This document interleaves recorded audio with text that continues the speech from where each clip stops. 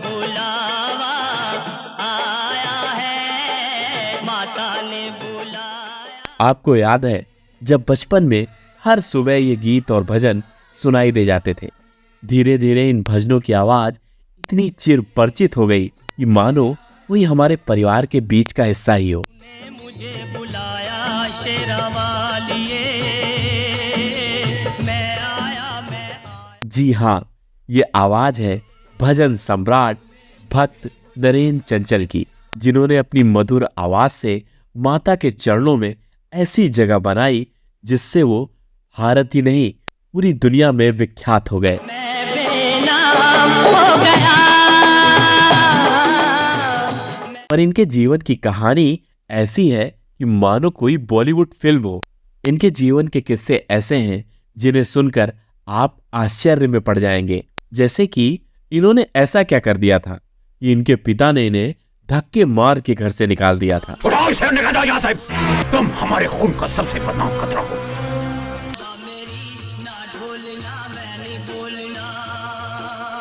तो फिर घर का सबसे नाकारा लड़का कैसे बन गया भारत का सबसे पैसे वाला गायक?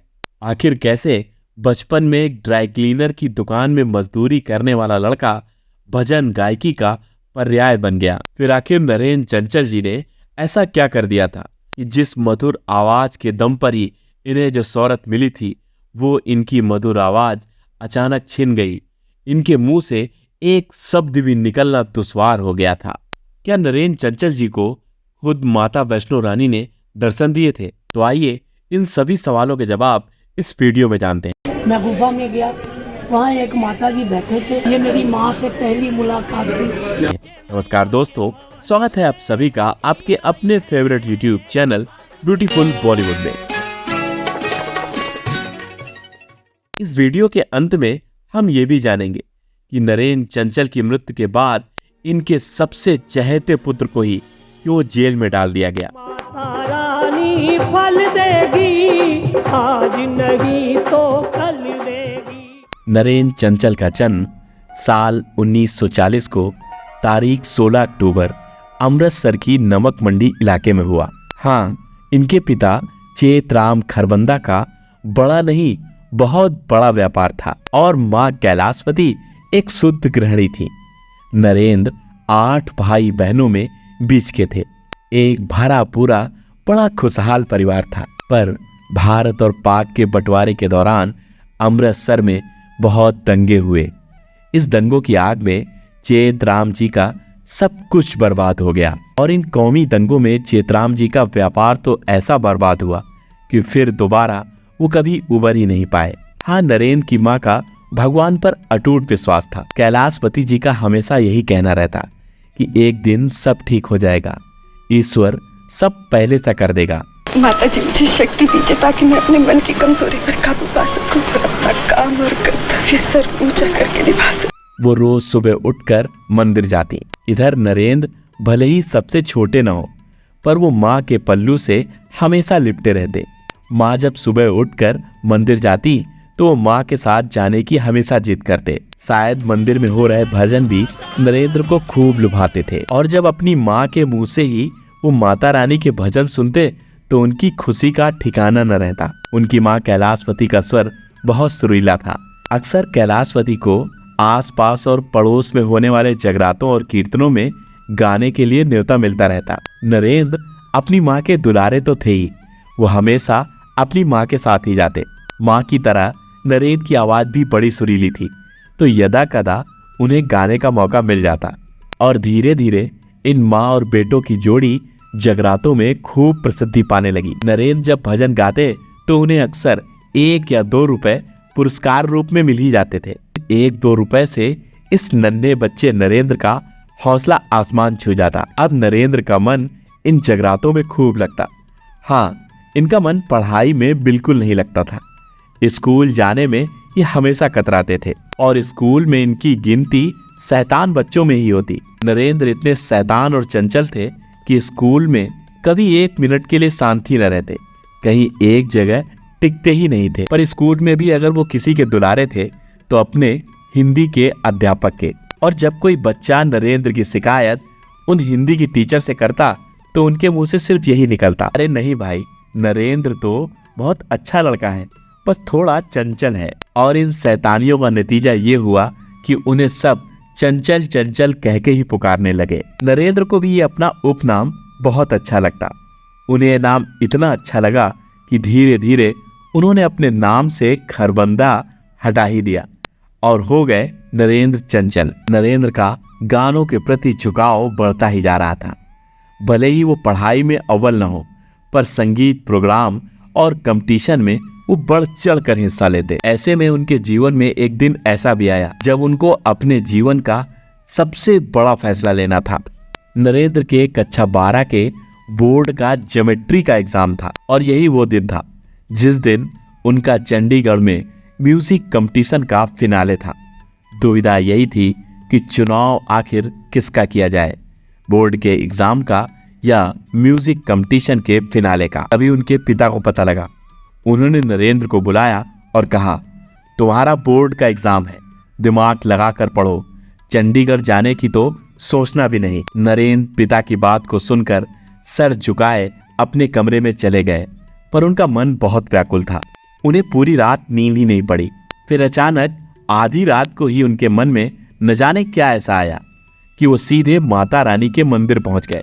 भाग्य के चमकेंगे तारे, पूरे होंगे सवाल तेरे सारे। मंदिर में माथा टेका और रात को ही पहुंच गए स्टेशन, और स्टेशन से चंडीगढ़ का टिकट कराया और सीधे चंडीगढ़ पहुंच गए। दूसरे दिन होने वाला एग्जाम छूट चुका था। अब नरेंद्र कक्षा 12 के एग्जाम में फेल हो गए थे, लेकिन चंडीगढ़ के उस म्यूजिकल कंपटीशन में उनका स्थान प्रथम आया। नरेंद्र उस जीत की ट्रॉफी को लेकर सीधे घर पहुंचे। उनके मन में थोड़ा तो डर था ही कि अब पिताजी आखिर क्या कहेंगे। घर पहुंचते ही सबसे पहले सामना हुआ तो वो थे उनके पिताजी। पिता का गुस्सा करना तो लाजमी ही था, पर इतना गुस्सा पिता ने नरेंद्र को खूब पीटा। पर पिता का गुस्सा पीटने के बाद खत्म नहीं हुआ। पिता ने कहा, आज के बाद तुम्हारा मुझसे कोई रिश्ता नहीं। इसे निकालो यहाँ से। तुम हमारे खून का सबसे बदनाम खतरा हो। अब तुम गाने ही गा लो। अब देखता हूँ ये गाने तुम्हारी कितनी जिंदगी बनाते हैं। ये छोटा सा बच्चा सर झुकाए रोते हुए घर से निकल गया। पर आखिर ये जाता तो कहाँ जाता। कुछ ही दूरी पर एक ड्राई क्लीनर की दुकान थी। ड्राई क्लीनर ने देखा और उस बच्चे को अपनी दुकान पर मजदूरी करने के लिए लगा लिया। पर आपकी काबिलियत आखिर कहाँ मजदूरी कर सकती थी। दिन में नरेंद्र मजदूरी करते और रात में जहाँ कहीं भी कीर्तन और जगराते मिल जाते वहाँ गाना गाने के लिए पहुंच जाते।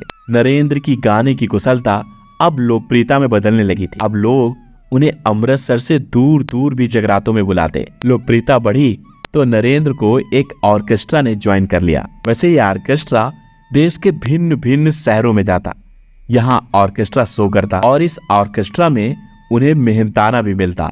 नरेंद्र का मेहनताना था एक शो का 65 रुपए। फिर आया वो दिन जिस दिन नरेंद्र की जिंदगी एकदम से पलट गई। 13 मई साल 1972 को बॉम्बे के कुछ पंजाबी व्यवसायियों ने एक एनुअल फेस्टिवल ऑर्गेनाइज किया जिसमें उनके म्यूजिकल ग्रुप को बुलाया गया था। इस फंक्शन के मुख्य अतिथि थे शोमैन राज कपूर साहब। राज कपूर साहब जब आए तो नरेंद्र चंचल साहब का ही गाना चल रहा था। तेरे भाग्य के चमकेंगे तारे, भरोसा रख माता रानी पे। नरेंद्र चंचल का गाना खत्म हुआ और भीड़ जोर जोर से चिल्लाने लगी। नरेंद्र जी से फिर से गाने की फरमाइश करने लगी। नरेंद्र ने भी उस दिन हाई से हाई पिच के गाने गाए। राज कपूर साहब को भी नरेंद्र की आवाज बहुत अच्छी लगी। राज कपूर साहब महज कुछ समय निकाल कर आए थे और वो चाहकर भी शो को छोड़ के नहीं जा सके। शो खत्म हुआ। राज कपूर साहब ने नरेंद्र को बुलाया और कहा, आप मेरे यहाँ कल आरके स्टूडियो आकर मुझसे मिलिए। नरेंद्र जी दूसरे दिन ही पहुंच गए। राज साहब ने नरेंद्र से कुछ भी नहीं पूछा।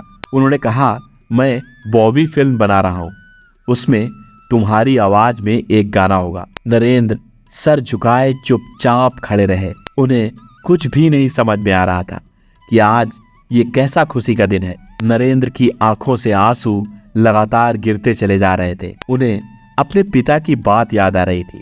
जाओ, बस अब इन गानों से ही अपनी जिंदगी चला लेना। नरेंद्र ने बॉबी फिल्म का गाना गाया। गाना भी बहुत बड़ा हिट रहा। जहां राज कपूर साहब ने बॉबी फिल्म से ऋषि कपूर और डिम्पल कपाड़िया को लॉन्च किया था।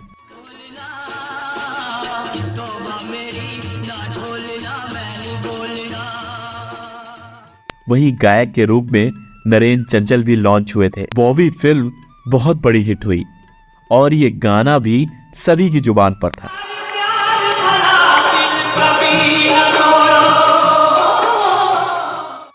इस साल का सर्वश्रेष्ठ फिल्म फेयर पुरस्कार नरेंद्र चंचल को मिला। कभी गलियों गलियों में घूम घूम कर गाने वाला यह लड़का आज स्टार बन गया था। शायद नरेंद्र चंचल के उस दिन आने वाले आंसू सच कह रहे थे। उनके पास आज देश विदेश से गाने गाने के ढेरों ढेरों प्रस्ताव आ रहे थे और दो और फिल्मों में गाने के भी खूब प्रस्ताव थे। बॉबी फिल्म के बाद उन्होंने बेनाम फिल्म में अमिताभ बच्चन के लिए गाया।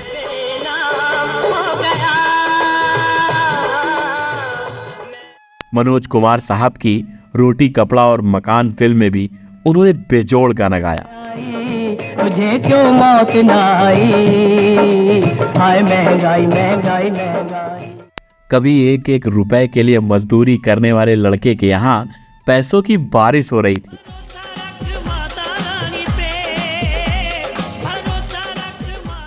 अब नरेंद्र चंचल एक लग्जरी जीवन जी रहे थे। 1976 में नरेंद्र चंचल ने नम्रता से शादी की। दिनों बाद उनके यहाँ एक बेटे ने जन्म लिया। उन्होंने अपने बेटे का नाम बॉबी रखा। शायद ये सही भी था। अपनी पहली सफलता को उन्होंने हमेशा हमेशा के लिए अपने साथ जोड़ लिया था। पर कहते हैं ना, सफलता पचा पाना बेहद कठिन होता है। शायद यही नरेंद्र चंचल के साथ भी हुआ। जहां नरेंद्र चंचल हर सफलता के पायदान को पार करते चले जा रहे थे, तभी अचानक नरेंद्र चंचल का पांव फिसल गया। नरेंद्र चंचल स्वयं एक इंटरव्यू में कहते हैं, मुझसे सफलता संभल नहीं पाई, सिर पर घमंड भारी पड़ गया था। थोड़ी देर मेरा दिमाग खराब हो गया कि अब तो मैं हीरो हो गया हूँ। नरेंद्र चंचल कहते हैं, मुझे लगने लगा था मैं हिंदी फिल्मों का बड़ा नामी गायक हूँ। मैं आखिर जगरातों और कीर्तनों में क्यों गाऊं? मैंने तय कर लिया था कि मैं सिर्फ अब बड़ी बड़ी फिल्मों के लिए ही गाने गाऊंगा, बड़े बड़े फिल्मी कॉन्सर्ट करूंगा। जगराता ये सब करने की कोई जरूरत नहीं है। तो ऐसे में एक दिन वो आगरा किसी म्यूजिक कॉन्सर्ट के सिलसिले में जा रहे थे। रास्ते में उन्हें एक माँ का मंदिर मिला। हर बार की तरह नरेंद्र ने इस बार भी उस मंदिर के आगे गाड़ी रोकी। पास में ही होटल था। उन्होंने सोचा पहले माथा टेक लेते हैं, फिर होटल चलते हैं। मंदिर में श्रद्धालुओं ने जब नरेंद्र चंचल को देखा तो सारी भीड़ ने उनके आसपास हुजूम लगा दिया। मंदिर के पुजारी जी ने कहा कि आप यहाँ तक आ ही गए हैं तो एक बार सभी के कहने पर एक भजन गा दीजिए। नरेंद्र चंचल ने झूठ कह दिया, आज उनका गला खराब है, आज मैं गा नहीं पाऊंगा। मंदिर में जाता था, उन्होंने कहा कोई कुछ हिट सुनाओ। मैंने कहा मेरी तबीयत ठीक नहीं। अब माता रानी के चरणों में माथा टेककर तुरंत होटल चले गए। दूसरे दिन सो करना था, इसलिए रात को जल्दी ही सो गए। पर उन्हें क्या पता था कि आज रात कुछ ऐसा होगा कि उनका पूरा जीवन अचानक ही पलट जाएगा, सब कुछ खत्म हो जाएगा। उस रात तेज बारिश हुई। हाँ, अगले दिन बारिश तो खत्म हुई। नरेंद्र सुबह उठे। अगली सुबह सूरज तो उगा, उजाला भी हुआ, पर शायद नरेंद्र के लिए सब कुछ अंधेरा था। उन्होंने उठकर वेटर को आवाज दी, पर नरेंद्र चंचल की आवाज नहीं निकली। काफी कोशिश की, पर सिर्फ थी तो उस समय खामोशी। नरेंद्र चंचल समझ गए सब कुछ ठीक नहीं चल रहा है। वो तुरंत हॉस्पिटल गए, पर डॉक्टर को समझ में ही नहीं आया कि उन्हें आखिर क्या हो गया है। नरेंद्र तुरंत बॉम्बे के लिए रवाना हो गए। बड़े से बड़े डॉक्टर्स को दिखाया, पर आवाज का एक अंश भी गले से नहीं निकला। मधुर आवाज के मालिक नरेंद्र चंचल आज गूंगे हो गए थे। कई महीने बीत गए थे, नरेंद्र में कुछ भी इम्प्रूवमेंट नहीं हो रहा था। शायद अब नरेंद्र चंचल को भी लगने लगा था कि वो अब कभी नहीं बोल पाएंगे। पास में पत्नी नम्रता बैठी हुई थी। नम्रता ने नरेंद्र चंचल से कहा, आप एक बार माता रानी के दरबार जाएं, वहां पर माथा टेकें। इस माँ शेरा वाली के आशीर्वाद से आप यहाँ तक पहुँचे। जय माँ, हे माँ पिंडी रानी, आरती जय माँ। इनके जगराते और कीर्तन गाकर आप नरेंद्र चंचल बने। उन्हीं के दरबार में गाने से आपने मना कर दिया था। आपने माता रानी के भजन गाने ही बंद कर दिए और तो और आपने यही कह दिया, मैं सिर्फ अब फिल्मी गाने ही गाऊंगा। शायद माता रानी रूठ गई हैं। नरेंद्र चंचल की ये बात मन में घर कर गई। उन्हें लगा कि नम्रता सही कह रही है। ये सब कुछ मेरे अति घमंड का ही फल है। नरेंद्र चंचल ने रात को ही गाड़ी उठाई और पहुंच गए उसी माता रानी के मंदिर में। माता के चरणों में बैठकर रोते रहे। माँ, माँ, माँ, माँ, मैं आपके दर्शनों के लिए तरस रहा हूँ। आज उन्हें अपनी गलती का एहसास हो गया था। आसपास खड़े दर्शन करने आए श्रद्धालु उन्हें देखकर आश्चर्य थे कि इतना बड़ा गायक माता के चरणों में भिखारी की तरह बैठकर रो रहा है। और तो और वो 3 दिनों तक वहीं उसी जगह माता के चरणों पर पड़े रहे। ना कुछ खाया और ना ही कुछ पिया। भले ही आवाज न निकली हो, पर मन में ही माता के भजन स्मरण करते रहे। जंगल के राजा मेरी मैया को लेके आजा। सभी ने नरेंद्र चंचल को बहुत समझाया। सभी ने कहा, इस तरह करोगे तो तबीयत और बिगड़ेगी। पुजारी जी आए और उन्होंने नरेंद्र चंचल को माता का प्रसाद दिया। पुजारी जी के बहुत समझाने पर नरेंद्र चंचल ने माता रानी का वो प्रसाद खाया। नरेंद्र चंचल खुद एक इंटरव्यू में बताते हैं, जहां देश के बड़े से बड़े नामी गिरामी डॉक्टर कुछ भी नहीं कर पा रहे थे, वहीं सिर्फ माता रानी का प्रसाद खाने के कुछ मिनट बाद ही उनके गले से स्वर निकला। ऐसा लगा कि उन्हें कोई परेशानी थी ही नहीं। नरेंद्र चंचल की खुशी का ठिकाना नहीं था, मानो उन्हें दूसरा जीवन मिल गया था। नरेंद्र चंचल ने वहीं पर फैसला कर लिया, अब माँ के भजनों को ही गाएंगे। माता रानी के गीत उनकी प्रथम प्राथमिकता होंगे। और तो और उन्होंने वहां पर खुलकर कह दिया, वो फिल्मी गीत नहीं गाएंगे। सब कुछ पहले की तरह ठीक हो गया था। नरेंद्र चंचल की आवाज फिर से सुरीली हो गई थी।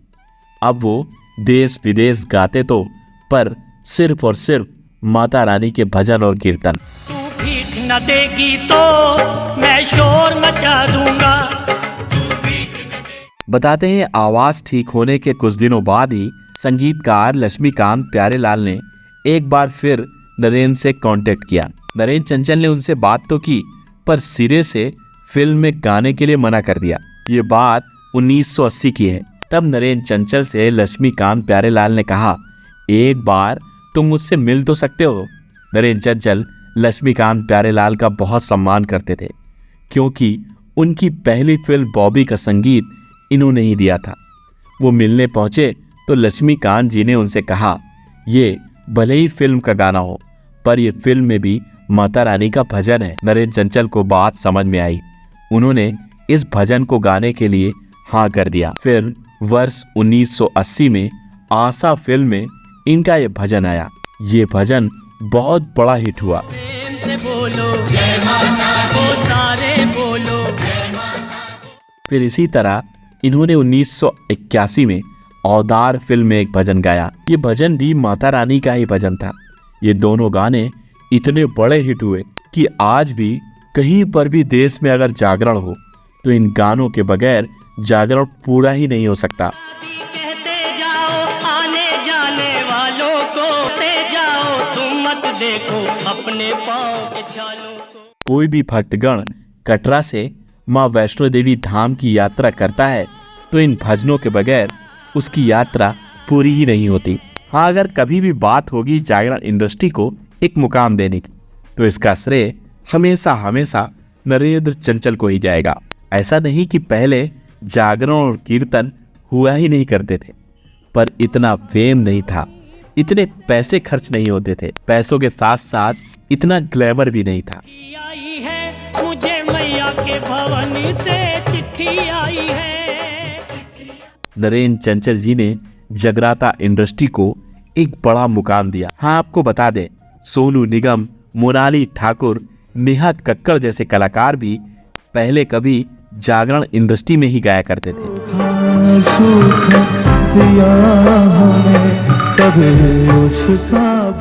वैसे नरेंद्र चंचल ने अपने जीवन के आखिरी पड़ाव तक माता रानी का भजन गाना ही जारी रखा। नरेंद्र चंचल हर वर्ष 29 दिसंबर को माता वैष्णो देवी के धाम जाते, वहां पर एक बड़ा जागरण करते। हमने से कौन कहा है ये भी कोई नहीं जानता। पर शायद 2020 की इस 29 दिसंबर की तारीख को यह संभव न हो सका। कोरोना नामक महामारी ने पूरी दुनिया को झकझोर कर रख दिया था। इस बार जागरण करना संभव न हो सका। माता की भक्ति में लीन नरेंद्र चंचल को जागरण न कर पाने का भारी दुख हुआ। शायद नरेंद्र चंचल जी के लिए इस दुख को सहन कर पाना बहुत कठिन था। सारे कष्ट निवार दे, मुझे भवसागर से तार दे। कहते हैं इस तारीख के बाद ही नरेंद्र चंचल जी की तबीयत बिगड़ गई। हालत इतनी खराब हुई कि उन्हें गंगाराम हॉस्पिटल में भर्ती कराया गया। नरेंद्र चंचल जी को वहां पर भी कुछ भी आराम नहीं मिला। अफरा तफरी में उन्हें अपोलो हॉस्पिटल ले जाया गया, पर सेहत में सुधार होने का तो नाम ही नहीं था। हालत और बिगड़ती चली गई। नरेंद्र चंचल कोमा में चले गए और 22 जनवरी 2020 को ये मधुर आवाज हमेशा हमेशा के लिए खामोश हो गई। माँ अम्बे रानी का ये परम भक्त हमेशा हमेशा के लिए इस दुनिया को अलविदा कह गया। इस दिन बंद हो जाएगी मेरी आँखें। शायद भारत में ही नहीं, पूरी दुनिया ने अपने एक हीरो को खो दिया था। कई आँखों में आंसू आए। पूरी दुनिया की बड़ी बड़ी हस्तियों ने उनके लिए शोक व्यक्त किया। माँ भगवती शेरावाली ने नरेंद्र चंचल बनाया, वो दोबारा कोई दूसरा नरेंद्र चंचल बन ही नहीं सकता। पर नरेंद्र चंचल की चिता की आग शायद अभी पूर्णतया ठंडी भी नहीं हुई थी। इधर एक बड़ा बवाल खड़ा हो गया। मेरी आवाज भी सुनने को तरस जाएंगे। दरअसल नरेंद्र चंचल के निधन से उनके पुत्र सिद्धार्थ उर्फ बॉबी सदमे में चले गए। वे गुस्से में नरेंद्र चंचल साहब का इलाज करने वाले डॉक्टरों पर टूट पड़े। उनका कहना था कि डॉक्टरों ने मेरे पिता का इलाज ठीक से नहीं किया, डॉक्टरों ने लापरवाही बरती है। इन डॉक्टरों की वजह से ही मैंने अपने पिता को खो दिया। क्या था, हॉस्पिटल के डॉक्टरों ने बॉबी के खिलाफ पुलिस प्रशासन से शिकायत की। बॉबी को जेल हो गई। अभी नरेंद्र चंचल के चिता की आग पूरी तरह ठंडी भी नहीं हुई थी और उनका पुत्र बॉबी जेल में था। इस बुरे वक्त में पूरा परिवार सदमे में था। बड़ी मुश्किलों में बॉबी को रिहाई मिली। मनवांचित फल पावते वत नर नारी। भले ही चंचल साहब हमारे बीच न हो, पर उनके द्वारा गाए हुए भजन और गीत हमेशा हमेशा के लिए सदियों सदियों तक उन्हें हमारे बीच में जीवित रखेंगे। आरती जय माँ हे मेरी अम्बे रानी, आरती जय। जब तक इस दुनिया में माता अम्बे रानी का जागरण होता रहेगा, नरेंद्र चंचल के भजन हमेशा हमेशा सुने जाएंगे। खुशहाली जय काली कल्याण करे। नरेंद्र चंचल जी को माता के परम भक्तों के रूप में हमेशा याद किया जाएगा। आँखों के तारे करोड़ों माँ, मेरा कोई न जग में तेरे सिवा। वैसे आप बताइएगा कि नरेंद्र चंचल जी का नाम आते ही आपके कानों में उनका कौन सा मधुर भजन याद आने लगता है? और क्या आपको याद है कि तूने मुझे बुलाया शेरों वालिए, ये भजन जो है किस बॉलीवुड के एक्टर पर फिल्माया गया है? उस फिल्म का आखिर क्या नाम है? सभी सवालों के जवाब कमेंट बॉक्स में जरूर दीजिएगा। मैं आपके आंसर का कमेंट बॉक्स में इंतजार करूंगा। कमेंट बॉक्स में उत्तर देने के साथ आप कहां से हैं ये भी जरूर लिखिएगा। और अगर आपने वीडियो को यहां तक देखा तो जरूर आपको वीडियो थोड़ा सा पसंद आया होगा। अगर आपको वीडियो पसंद आया तो प्लीज़ लाइक जरूर करिएगा। आपका एक लाइक हमारे इस 20 मिनट के वीडियो में हमारी की गई 30 से 40 घंटों की मेहनत को साकार कर देता है। और आपका एक एक व्यू मुझे और मेरे परिवार को किसी न किसी रूप में आर्थिक मदद जरूर करता है। तू भीख न देगी तो मैं शोर मचा दूंगा, तू आपकी इस मदद के लिए मैं आपका ताज जिंदगी ऋणी रहूंगा। साथ ही मैं माता रानी से यही कामना करता हूँ कि आप सभी के मन में जो भी मनोकामनाएं हो वो सभी माता रानी पूरी करें। मुझको ऐसा घर दे जिसमें तुम्हारा मंदिर हो। तो चलिए मिलते हैं किसी और वीडियो में किसी और शख्सियत के साथ। जय हिंद, जय भारत।